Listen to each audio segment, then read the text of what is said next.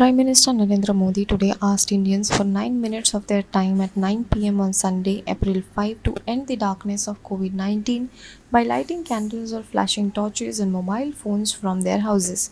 Addressing the country via video message, Prime Minister Modi lauded the discipline exhibited by Indians during the 21-day lockdown imposed by the government to check the spread of coronavirus. He said, "The way you paid gratitude to people fighting against COVID-19 on March 22 has become a model that is being emulated by other countries. Janata curfew and ringing of the bells, clanging utensils made the country aware of its unity amid these challenging times." Let's move on to next news.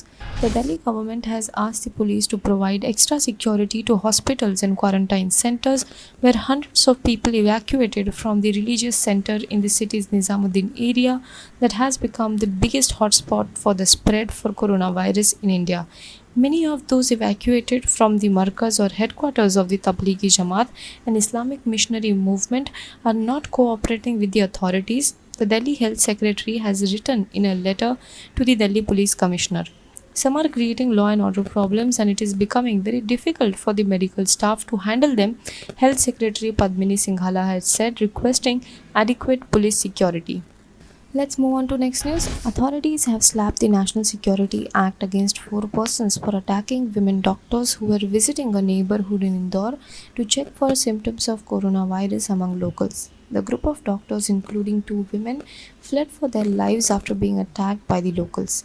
The incident, which took place on Wednesday, has been captured on a video which then went viral. Earlier, Chief Minister of the state Shivraj Singh Chouhan had tweeted that those involved in the attack will not be spared. He said the strongest action will be taken against those who are creating obstacle in the work done by medical teams.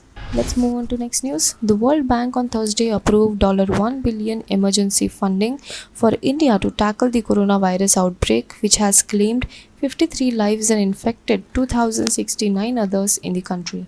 The World Bank's first set of aid projects amounting $1.9 billion will assist 25 countries, and new operations are moving forward in over 40 nations using the fast track process.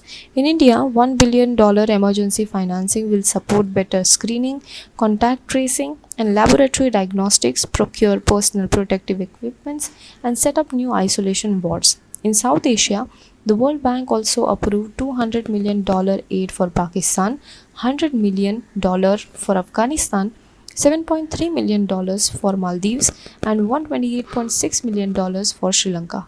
Let's move on to next news. President Donald Trump announced on Thursday that he has taken his second coronavirus test at the White House since the outbreak began, and it was again found to be negative.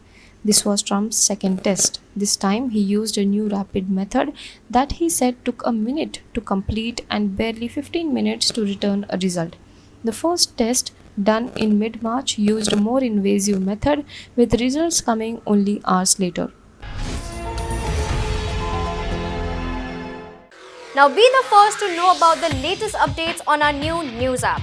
Go on your Android or iOS, search for HW News Network. Download our app, choose the language you prefer to get updates in, and be up to date with the latest news.